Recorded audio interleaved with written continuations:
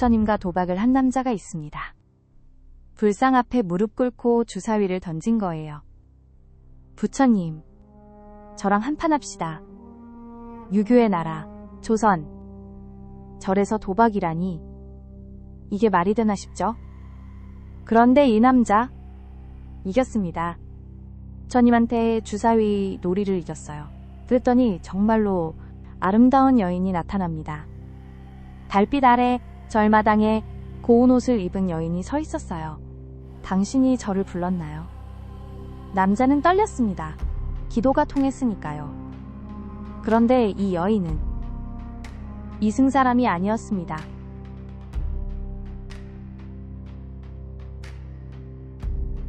김시습의 금오신화. 한국 최초의 소설집. 그 5편 중에서도 가장 파격적이고 가장 기이한 이야기. 만복사적 포기.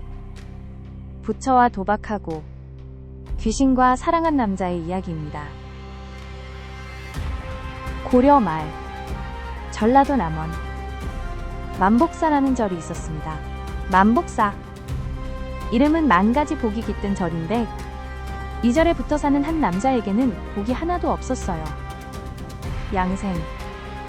나이 30이 넘도록 장가를 못 갔습니다.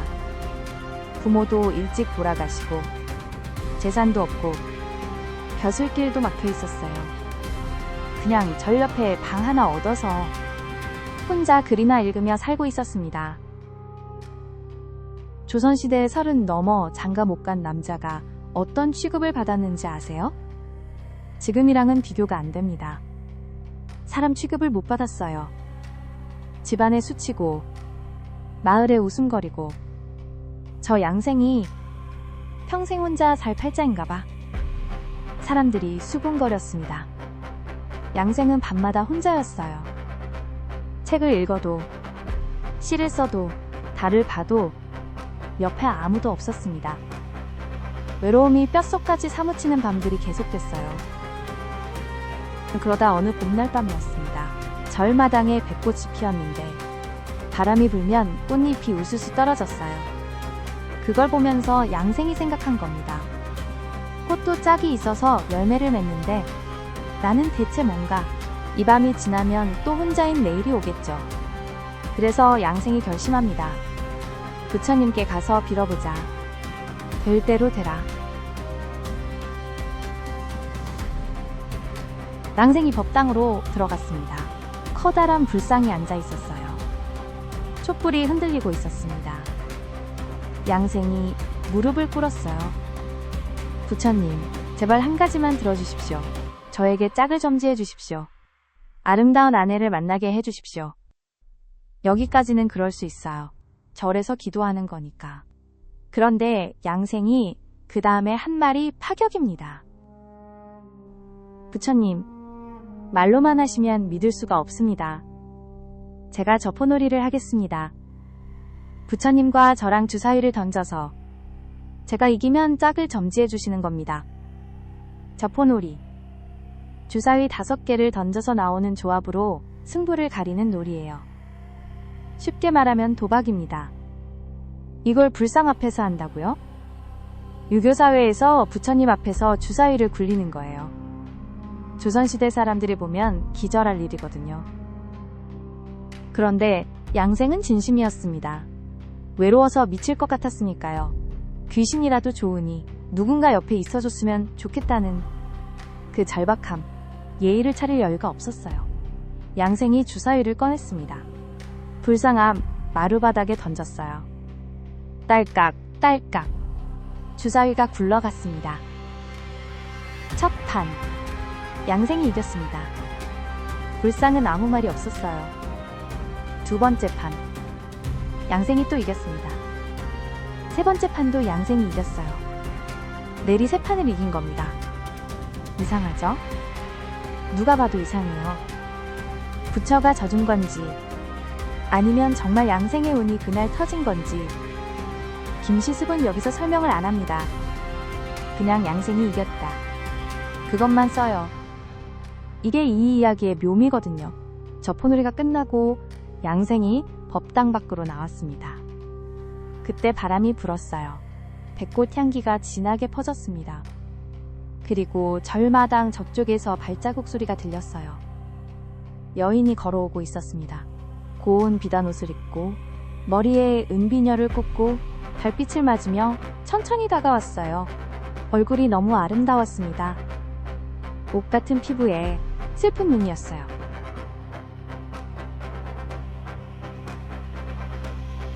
이 밤에 절에 웬 여인이?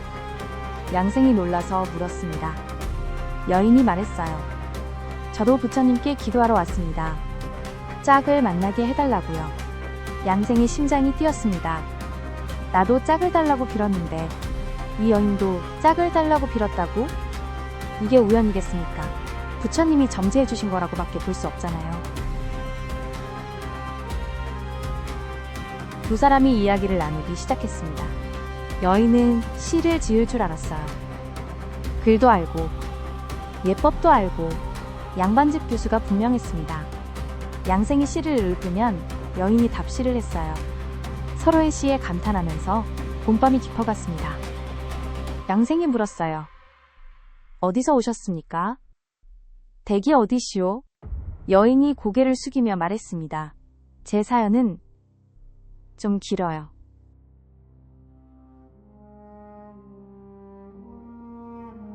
두 사람은 절 안빈방에서 밤을 보냈습니다. 양생은 태어나서 처음으로 외롭지 않은 밤이었어요. 여인은 아름다웠고 다정했고 양생의 시를 듣고 미소 지었습니다. 밤새 시를 주고받았어요. 여인이 읊은 시가 있습니다. 인연의 끈은 전생에 이미 맺어진 것. 오늘 이 만남은 부처님의 뜻이니 봄바람이 부는 이 밤이 영원하길. 아름다운 시였어요. 그런데 마지막 구절이 좀 슬프잖아요. 이 밤이 영원하길. 이 밤이 아니면 안 된다는 뜻이거든요.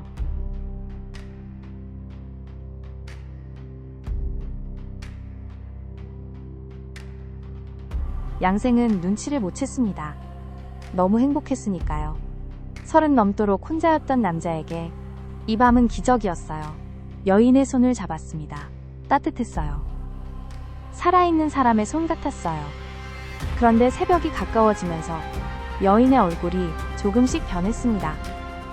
미소가 사라지고 눈가에 눈물이 맺혔어요. 제가 말씀드려야 할 게 있어요.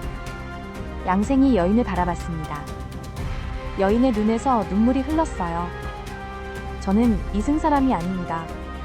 양생이 얼어붙었습니다. 무슨 말이요? 여인이 이야기를 시작했어요. 저는 남원의 양반가 딸이었습니다. 나이 18에 시집도 가기 전에 왜구가 쳐들어왔어요. 왜구, 고려 말에서 조선 초까지 일본 해적들이 한반도 해안을 약탈하고 다녔거든요. 남원 같은 내륙까지 들이닥친 적도 있었습니다. 왜구들이 우리 마을을 덮쳤어요. 아버지는 칼에 맞아 쓰러지셨고 어머니는 달아나시다 붙잡히셨어요. 저는 차라리 죽음을 택했습니다.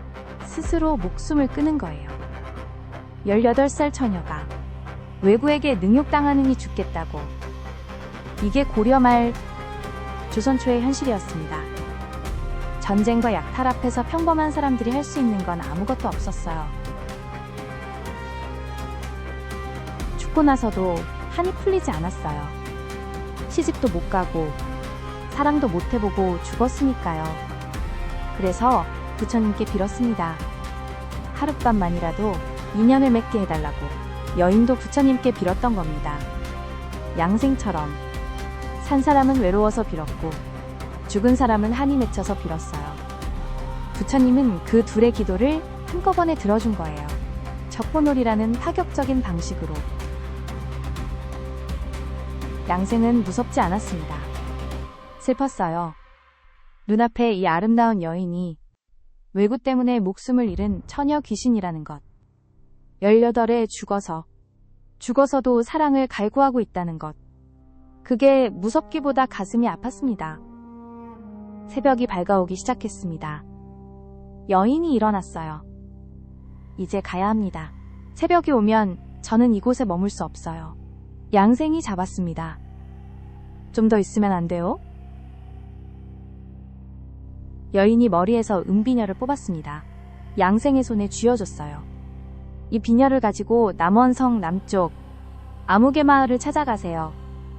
제 부모님이 계실 거예요. 이 비녀를 보시면 아실 겁니다. 그리고 제 무덤에 제사를 한 번만 올려주세요. 그것만 해주시면 저는 갈 수 있어요. 여인이 돌아서서 걸어갔습니다.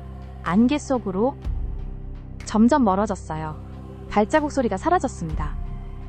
뒤돌아보지 않았어요. 뒤돌아보면 못 갈 것 같았을 겁니다. 양생은 텅 빈 법당에 혼자 남았습니다.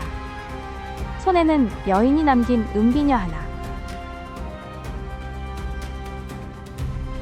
양생이 여인이 알려준 마을을 찾아갔습니다. 진짜로 여인의 부모가 살고 있었어요. 은비녀를 보여주니 노부부가 울음을 터뜨렸습니다. 이건 우리 딸의 비녀입니다. 외구 때문에 죽은 우리 딸의. 양생은 여인의 부모와 함께 무덤을 찾아 장사를 다시 치러줬습니다. 제사를 올리고 꽃을 놓고 눈물을 흘렸어요. 장사를 지낸 뒤 양생은 세상과 인연을 끊었습니다. 지리산으로 들어갔어요. 약초를 캐며 살았습니다. 다시는 마을로 돌아오지 않았어요. 왜 돌아오지 않았을까요? 양생은 그날 밤 이후로 알게 된 거예요. 이 세상의 인연이라는 게 얼마나 허무한 건지. 살아있는 사람도 죽은 사람도 외롭고 만남은 하룻밤이면 끝나고 남는 건 비녀 하나뿐이라는 걸. 만복사적 포기. 이 이야기가 파격적인 건 부처님과 도박한 장면 때문만은 아닙니다. 김시습이 진짜 말하고 싶었던 건 외로움의 끝에 있는 인간의 모습이에요. 너무 외로우면 부처한테 주사위를 던지게 되고 너무 한이 맺히면 죽어서도 사랑을 찾아 나서게 됩니다.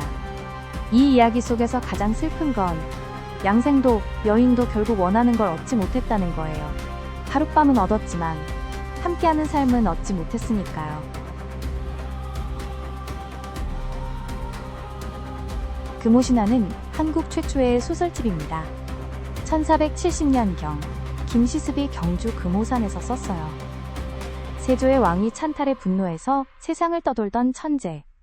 자기 자신이 세상에서 버림받은 사람이었으니까 외로운 사람들의 이야기를 그렇게 잘 쓸 수 있었던 거겠죠. 550년 전에 쓰인 이야기인데 지금 읽어도 외롭습니다. 누군가 옆에 있어줬으면 좋겠다는 그 마음. 그건 500년이 지나도 변하지 않는 거예요. 다음 영상에서는 또 다른 동양의 신비한 이야기로 찾아뵙겠습니다.